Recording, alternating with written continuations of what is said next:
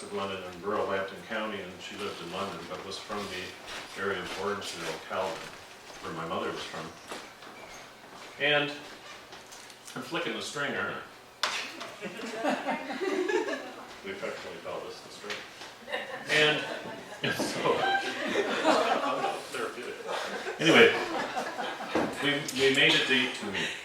And so this was going to be a challenge because I'd been to London, of course, but I never really tried to find anything here that meant anything, other than restaurants and bars and things like that. So I prepared for this, and we were going to meet that weekend. I was working on the Saturday, closing up the dealership, and that was important, and make this trip. Now, I was completely anxious and nervous about this meeting because, not because of what I was going to wear, because I was affectionately known as the fashionable farmer. And my dad used to say to me, "You're going to wear that on the tractor?" Anyway, what I was most worried about was working in the car business. I thought, as a manager, I would have a certain persona for her. It's completely worked up in my head. And what I was most worried about was that I had the good fortune for many years, to have a fun car that I put away in the wintertime. And then I would buy whatever we had turned in. Often this little trick for the trade. Sometimes they only put $1 into your car, did you know that?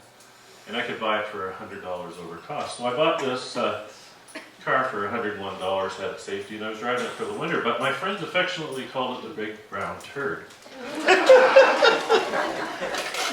was a 1981 Oldsmobile Delta 88 right now. It had a vinyl roof and a bench seat. And when you turn the corner too fast, the hubcaps flew off. That was a lot of fun. Anybody from the country? You know what crop touring means, right? Lost a lot of hubcaps. I'm sorry if I spit on somebody down there. So I was worried about the big brown turd. That was my biggest fear. So anyway, Saturday came, all the way to London. I worried about the car. I washed it, I cleaned it. Got to her apartment. Got out of the car and walked around it once to make sure all the hubcaps were on. Because I come off the 402 pretty quick. Anyway, then I walked into the lobby of the apartment building, and the next challenge presented itself. How the heck do you dial somebody in an apartment building? That panel is really intimidating. And I think I dialed up a couple of people that I didn't mean to dial, saying, "Hello, where are you now?" And the one was a guy. Anyway, but he said no. And I said, "Excuse me, could you tell me how to use this panel? Because I have no idea." Anyway, I finally got her, went up the elevator, quite confident, in my black pants, purple mock turtleneck shirt, black shoes, black socks with purple accents. Those are purple. So I was fashionably okay. The door opened, and there before me stood an angel. Long, curly auburn hair, just like your picture, beautiful eyes, white turtleneck shirt, black denim jeans and little ankle boots. And I don't know for sure, but I think my mouth fell open. And I really don't know what came out of my mouth next. But whatever it was, she invited me, and I belonged to the Turtle Club. The Turtle Shirt Club, sorry. Turtle Sweater Club? Is that what it is? Anyway, I somehow got inside.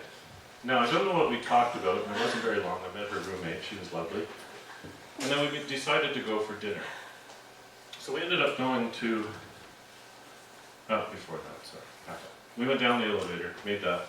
Walking through the parking lot, I'm thinking, okay, she knows I'm in the car business, the big brown turd's coming up on the other side of the lot.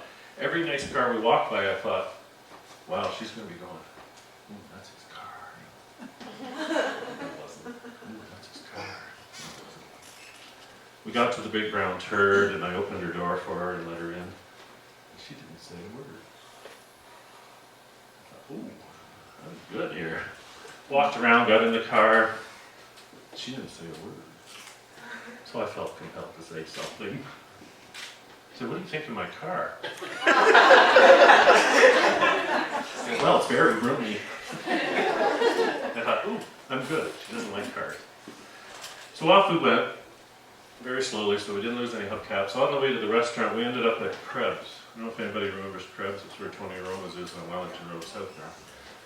It's funny the details I remember. We walked in, I asked for a booth. We got a 4-person Half Moon booth facing the window on the left-hand side, and we sat on each side of the table looking at each other. And we began to have a conversation. I don't know, I felt very comfortable with her, and I shared that I'd been at a Christmas party the weekend before, and I had had a little bit too much to drink and put clip-on earrings on where my nipples were against on the table. But she laughed.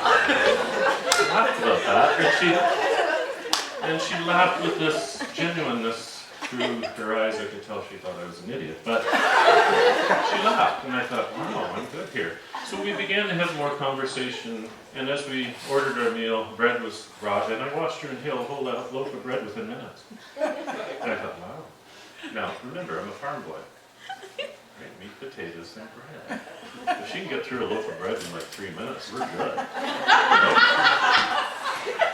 So as we talk, sometimes connection for us in life comes when we least we don't understand why it happens.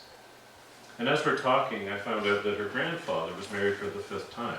A story for another MoMondays. Lovely man. But he was married to a woman named Helen. My mother's name was Helen. But Helen happened to be a friend of my mom's for 50 years. As we talked further, now remember we met on a blind date. As we talked further, I found out that Jan's grade 3 teacher, Marjorie McDougall, was the maid of honor at my mom and dad's wedding. So right away I'm thinking, wow, I gotta marry this girl. So as time went on, we continued to date. And I remember having a conversation with my father about 8 months into the dating. And I said, Dad, this is going well, but there's a lot of things here. A few things, I should say. There wasn't a lot. I'm glad she's not here. There was a few things that were starting to irritate me. And he said, well, what are they? And I described a few things to him. And my dad, in his wisdom, said, Gord, what you're experiencing is no different than anyone else. They experience those things that annoy them as you develop a relationship with someone. That's normal. What you want to focus on is why you came together, and why you connected, and why you continue to call her every night for half an hour and ring up my phone bell. So think about that. Think about that and focus on that. We met on December 21st, 1991.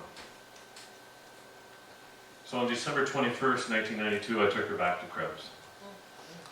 And I planned an engagement, a proposal. And I was pretty nervous because I planned for the waiter to have the ring brought with dessert. I was most nervous about the huge amount of money I thought it was at the time that I spent on the ring, and I thought he was going to lose the ring. But he didn't, and she brought the ring. And, or he did, I think it was. And I proposed. I said, Jan, I don't know why we connected. I don't know why you came into my life, but you saved my life. And will you marry me? And all I remember is her response was, oh,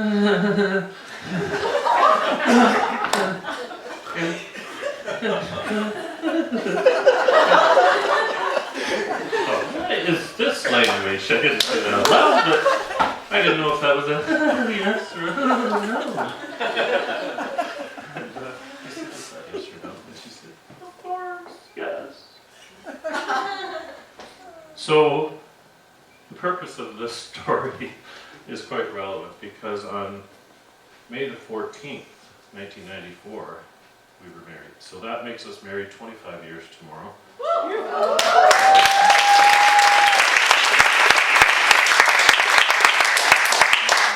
We were also married on my late father's birthday, May 14th, 1925 was his birthday. He would have been 94 tomorrow, and a very important part of my life. I want to leave you with a couple thoughts. Each and every one of you in this room has been dealing with something in the past or dealing with something currently. And we're put on this earth to connect with one another. And by doing that, we build tolerance, we build love, we build appreciation for each other. And if you don't take that chance to step out of your comfort zone, write that personal ad, or whatever it may be, and connect with someone, you might just miss out on that one person that'll change your life forever.